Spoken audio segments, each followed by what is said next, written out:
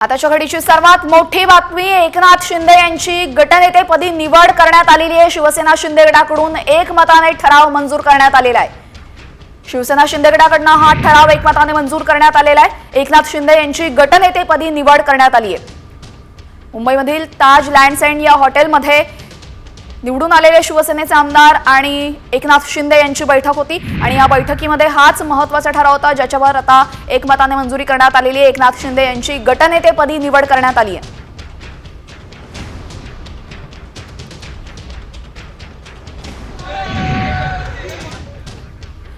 आपल्यासोबत आमचे प्रतिनिधी सागर आव्हाड जोडले गेलेले आहेत। सागर, महत्त्वाची काय अपडेट आहे? नक्की आपण जर बघितलं तर एकनाथ शिंदे यांची गटनेतेपदी निवड जी आहे ती करण्यात आलेली आहे आणि आता ठराव जो आहे तो सर्वानुमते मंजूर करण्यात आलेला आहे। आपण जर बघितलं तर शिवसेनेचे गटनेते जे आहेत त्याची निवड जी आहे ती सर्व आमदारांनी केलेली आहे। प्रताप सरनाईक यांनी त्याला अनुमोदन जे आहे दिलेलं आहे। आता ठराव जो आहे तो मांडण्यात आलेला होता आणि आता मुख्यमंत्री जे आहेत ते सर्व आमदारांना मार्गदर्शन करतायत। जी, धन्यवाद सागर, आपण दिलेल्या माहितीबद्दल।